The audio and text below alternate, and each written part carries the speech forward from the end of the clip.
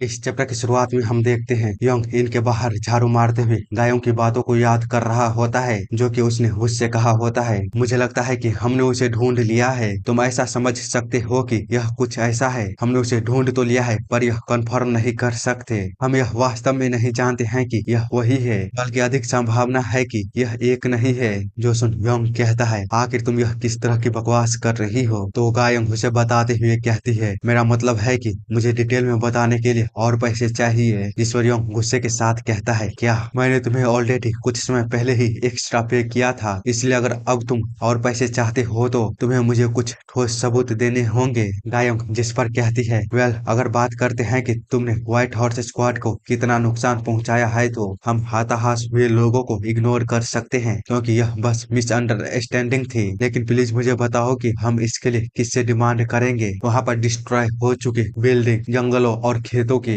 या मुझे बिल को इनमें भेजना चाहिए? जो सुन यंग बेचारा मजबूर होते हुए कहता है, आखिर तुम्हें कितना चाहिए? इसी के साथ अभी हम उसे देखते हैं जो कि इतने सारे पैसों गंवाने के बाद कहता है, अरे यार मैं तो लुट गया। तभी कोई कहता है, चलो फाइनली। यंग उसे देखते हुए कहता है, गुड मॉर्निंग। बुढ़िया उससे कहती है, तुम्हें यार्ड में झाड़ू लगाते हुए देख मुझे अच्छा लगा, अब मैं कुछ आराम कर सकती हूँ। तो यंग कुछ भी नहीं समझ पाता और कहता है, आप यह किस तरह की बात कर रही हो? मैंने तो कल भी यार्ड में झाड़ू लगाया था। उसे इस तरह देख बुढ़िया काफी गुस्सा होते हुए कहती है, क्या तुम्हें सच में नहीं पता है कि कितने दिन बीत चुके हैं? तो पीछे से एरी उसे रोकते हुए कहती है, चलो छोड़ो माँ, अगर उसे याद नहीं है तो उसे परेशान करना बंद करो। जिस पर बुढ़िया उससे कहती है, तुम बस इसे साइड करना चाहते हो। वही हम उन दोनों की बातों को सुन कुछ भी नहीं समझ रहा होता है। तो वो कहता है, मैनेजर क्या आप मुझ पर एक फेवर करेंगी? जो सुन बुढ़िया उसकी ओर तीखी नजर से देखते हुए कहती है, क्या अब मुझे यह मत बताना कि तुम्हें फिर से सैलरी एडवांस में चाहिए? जिस पर योंग एक अजीब से चेहरे के साथ उन दोनों की ओर देखने लगता है। अरे उसे इस तरह देख समझ जाती है कि वह यही चाहता है। साथ ही बुढ़िया कहती है, आखिर तुम्हें हमेशा पैसों की आवश्यकता पहले क्यों होती है? आखिर तुम इसके साथ करते क्या हो? क्या तुम्हारी कोई फैमिली है या फिर कुछ और? आगे हम कहीं पर बॉस को देखते हैं जो कि बाहर की ओर देखते हुए कुछ सोच रही होती है और उसी चीज को याद करती है जहाँ पर कि गाय योंग से मिलने गई थी और योंग के साथ की गई बातों को याद कर रही होती है। जहाँ पर कि उसके यह योंग से पूछने पर कि आखिर वह उस आदमी के साथ क्या करेगा तो योंग ने उससे बताया होता है, क्या मुझे यह तुम्हें बताना जरूरी है? साथ ही वह कैप्टन की बातों को भी याद कर रही होती है जिसने कि उससे कहा था अगर वह ऐसा ही रहा तो वह ज्यादा देर तक सरवाइव नहीं कर पाएगा। जब वह अपने भाग्य से मिलेगा तो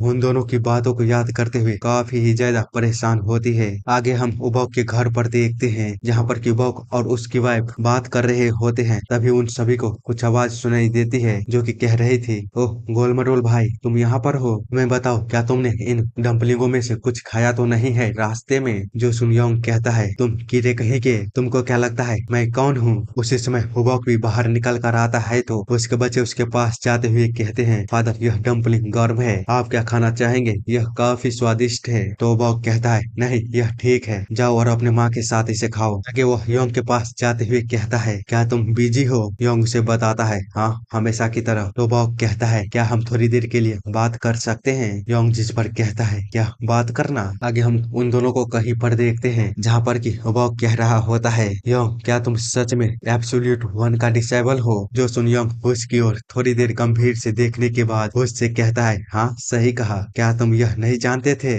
वह जिसको सुन कहता है, अरे यार। इतना बोलते हुए वह काफी निराश हो जाता है। तो यंग उससे कहता है, मुझे लगा था कि हम कभी भी पर्सनल बातों को नहीं करेंगे। वही वह सोच रहा होता है तो यह कोई खास सीक्रेट नहीं थी। तभी यंग आगे कहता है, मेरे आसपास वाले हर कोई को इस सीक्रेट के बारे में पता है, इसीलिए मुझे लगा था कि तुम भी इसे जानते होंगे। मैंने तो तुम्हारे बच्चों को भी इसके बारे में बताया है। जो सुन वक्त और भी ज्यादा शौक होते हुए कहता है, क्या बच्चों को भी? तुम तो सच में बड़े मुंह वाले हो। कहता है, यह कोई सीक्रेट नहीं है जिसे मैं किसी से छुपाऊंगा। जो सुनुबक उसकी ओर थोड़ी देर देखने के बाद कहता है, मुझे समझ नहीं आ रहा है कि मैं तुम्हें भोला कहूँ या फिर कुछ और। तो योंग कहता है, क्या यह वही बात थी जो तुम मुझसे करना चाहते थे या फिर कुछ और भी है? जिस पर वह उससे कहता है, हाँ मुझे माफ करना, मैं ये कह रहा था कि मैं काफी दूर जा रहा हूँ, मुझे नहीं पता इसमें कितना समय लगेगा, इसीलिए मैं तुमसे पूछना चाहता था कि क्या तुम कभी कभार मेरे बच्चों का ख्याल रख सकते हो, क्योंकि तुम अकेले हो जिससे मैं यह पूछ सकता हूँ। तो योंग कहता है, हाँ क्यों नहीं, चिंता मत करो, इसमें उसमें कोई दिक्कत नहीं होगी, बस तुम अपना ध्यान रखना। जो सुनुबॉक भी खुश होता है। आगे योंग वहाँ से जाते हुए कहता है, वेल मुझे अब जाना होगा, काफी सारे ऑर्डर है जिसे मुझे अभी भी डिलीवरी करना है। वह कहता है हाँ ठीक है। जो सुनते ही योंग वहाँ से काफी स्पीड में निकल जाता है, जबकि पीछे से वॉक उसे देखता हुआ कहता है, जब समय आएगा तो तुम जरूर सामने आओगे। अगर तुम श्योर हो कि तुम्हें पछतावा होगा, तुम जिस रास्ते पे हो उसे लेकर तो तुम वापस आ सकते हो। इतना बोलते हुए वह भी वहां से मुड़कर वापस चला जाता है। इसी के साथ हम रात के समय देखते हैं, जहाँ पर कि युवक अपने बच्चों के साथ सोया होता है, लेकिन अचानक ही वह आधी रात में किसी को महसूस कर जागता है और जब बाहर निकलता है तो उसका इंतजार कैप्टन कर रहा होता है। वो दोनों ही एक दूसरे की ओर देखते हैं और साथ में कहीं के लिए निकल जाते हैं। आगे हम दूसरे दिन देखते हैं, कोई कह रहा होता है, यंग लेडी क्या मैं आपसे कुछ पूछ सकता हूँ? जो सुन एरी जब अपने पीछे देखती है तो वहाँ पर एक बंदा होता है। एरी कहती है, हाँ क्यों नहीं, क्या तुम जानना चाहते हो? तो वो बंदा कहता है, मैं उस फाइटर के घर को ढूंढ रहा हूँ जिसने की मेरी सिस्टर की लाइफ को बचाया था। मैंने जो सुना है उसके अनुसार वह एक विशाल शरीर वाला और एक अच्छा चेहरा दिखने वाला पर्सन है। साथ ही उसने लेजेंडरी मार्शल आर्ट स्किल को भी मास्टर किया हुआ है। क्या आप इस तरह के किसी पर्सन को जानती हैं? जो सुन अरे शौक होते हुए कहती है, आखिरकार उसका नाम क्या है? वो बंदा कहता है, मिस्टर रोड। जो सुन अरे वहां से जाते हुए कहती है, मुझे नहीं पता। इसी के साथ चैप्टर यहीं पर खत्म होती है। मिलते हैं अगले चैप्टर के साथ।